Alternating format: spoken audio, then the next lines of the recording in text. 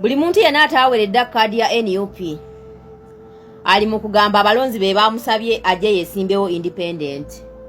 Era buli muntu yenna agamba alina ground. Kaakati kyesimanyi ku ground waliyo n'abantu abali independent nga bo tebalina we bagwa, tebali mu NRM, tebali mu NUP, tebali mu DP, tebali mu FDC, tebali mu DF, tebalina we bali nga bo bali awo bali independent. Era be basabye abantu bano okujja. Nze kye kibuuzo kyange.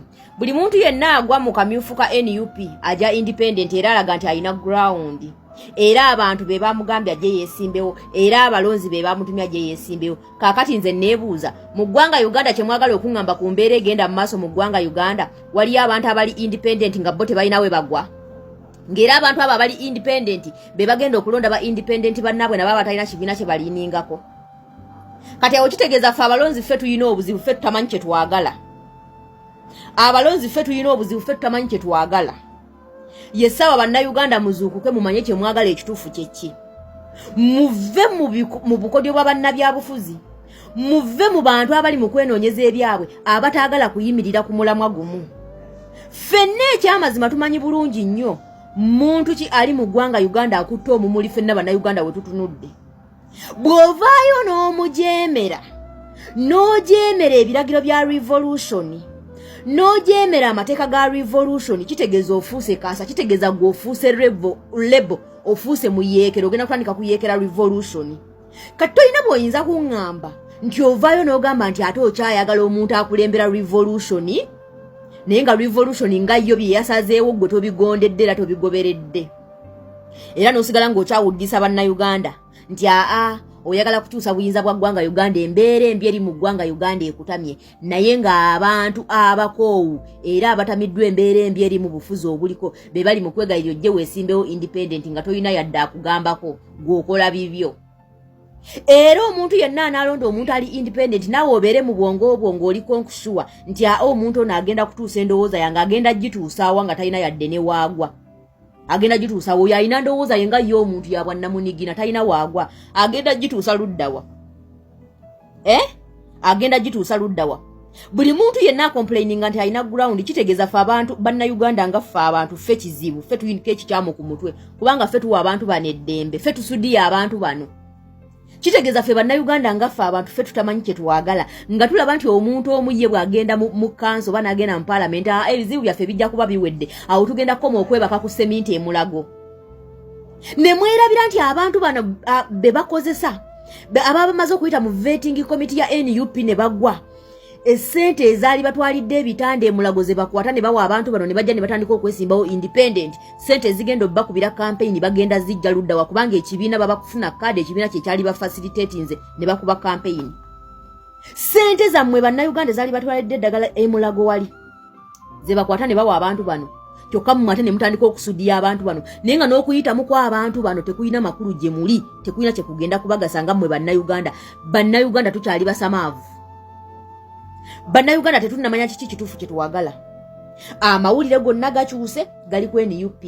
Byonna ebyabaddewo Kololo mu kamyufu k'NRM teri kati abyogerako. Ensimbi y'omusolo yatokomose Nambo e Kololo. Ensimbi y'omusolo yatokomokedde mu kalulu ka NRM e Kololo. Ebikolobero ebyakoleddwa e Kololo. Obumenyi bw'amateeka obwakoleddwa e Kololo. Tewali kati n'omu aboogerako. Bu media houses bwonna, bu radio, ba YouTube, bannankyukakyuka, abammiddwa kkaadi bonna obwanga babukyusiza bali ku NUP kyekizibu ky'eggwanga Uganda. Andi bannayuganda muli awo mutololetinga that kind of nonsense. Omuntu ayimiridde ku mavivi akulaga TV zonna bukedde, NBS, NTV, simanya BBS, simanya biki, simanya Sipaka, simanya Sanyuka, simanya Simba, buli ka radio, buli ka TV, buli YouTube, buli omu balabira ddala ng'obutawa bantu abo kaadi byebiri mu mawulire. Ebizibu byonna ebiruma eggwanga Uganda newe eggwanga Uganda weriri tebakyabifokasinzeko yadde n'omulundi n'ogu. Bonna balaba ng'ekizibu ekiriwo kya butawa abafuutu soja kaadi era kyekiri mu mawulire. And we Ugandans, we are there sitting tolerating such kind of nonsense. Ffe banyigirizibwa. Museveni yayisiza billions and billions of money okuziteeka mu media houses, okuziteeka mu bantu bonna abagenda okummibwa kaadi za NUP so that bakube Kyagulanyi aveewo, Kyagulanyi bw'anaavaawo munaaba mufunye eddagala mu malwaliro. Kyagulanyi bwana avaawo bantu mu abatafunye kada bali mu kulwanira obufo. Kyagulanyi bwana amala okuvaawo. Enguudo ze mutambulirako ez'ebinnya zijja kuba ziteredde kubanga bakute ssente z'omuwa omusolo ezaalikoze ku bizibu bya bannayuganda bazitadde mumwe mujje mwesimbewo nga independent. Bazitadde mumwe mujje mutandike mulwanagane n'ekibiina ekigenda okutunula bannayuganda. Bazitadde mumwe. Okitegeera. Nammwe kennyini mwenoonyeza byammwe kati ekyo kisigadde eri bannayuganda. Bannayuganda kiki twagala kubanga tumaze okukiraba nti abantu bonna bano abali mu kusaba ebifo ne bwe baba bano be bawadde kaadi temulowooza nti be balungi ennyo be b'ekitalo nabo baba kubanga tebazibawadde bandikoze kyekimu na bano abatazifunye kye bali mu kukola. Mwenga mwe bannayuganda ki ekituufu kye mwagala kubanga abantu bano kwegamba oba ngambe nti fe tebo kwe bazannyira empiki zaabwe. Bannayuganda nga ffe bannayuganda we common people abatagala bifo abatagala kwesimbawo ye fettebo kati bana abaagala ebifo kwe bazannyira kaadizi zaabwe bakwe bazannyira empiki zaabwe. Kiri erifo okuvaawo okulema bakolera ekimeeza bazannyira empiki zaabwe mu bbanga nga ffe tetuliiwo. Kiri erifo okweyalawo batuzannyireko bazannyireko empiki zaabwe bayiseewo ebyabwe bye baagala. Kubanga sisuubira nti kansala obutafuna kaadi kansala yabadde agenda okukolera oluguudo. Kansala yabadde agenda okuteera eddagala emulago. Kansala yabadde agenda okuteera eddagala ekiruddu. Bonna abammiddwa kaadi obwongo bwabwe bubalaga nti bo bagenda kuweereza abantu era abantu be babatumye bagenda baweereza mu rigimu yaani. Mu rigimu yaani kyemugamba oyo yabaddewo ye yabadde tasobola kuweereza kye kyamuganya okuweereza. Ekyamuganya okuweereza mukijjeewo oba temunnakijjawo ate muli mu kutwalayo mulala atalina kyagenda kubakolera. Bannayuganda ffe tulina ekikyamu. Kubanga abantu bano abajja okwesimbawo nga bammiddwa like kaadi z'ebibiina ebyenjawulo bagamba bazze kukolera abantu be babatumye abantu be babayise. Kyemugamba mu ggwanga Uganda waliyo omuntu nga yali independent talina kyawagira. Kubanga omuntu okujja independent kitegeeza talina kyawagira na kimu yaliwo ku lulwe. Kyemugamba ne mu ggwanga Uganda mulimu omuntu ng'aliwo ku lulwe talina kyawagira. Kyemwagala tukonvinsinga nti era be bagenda okulonda abantu abo. Oba bannayuganda mmwe kennyini abayaggayagga abanoonya enkyukakyuka mugenda kusangayo abantu abalonda abantu abo naye nga tugamba tuli mu protest vote twagala kwera. Eyo ye revolution.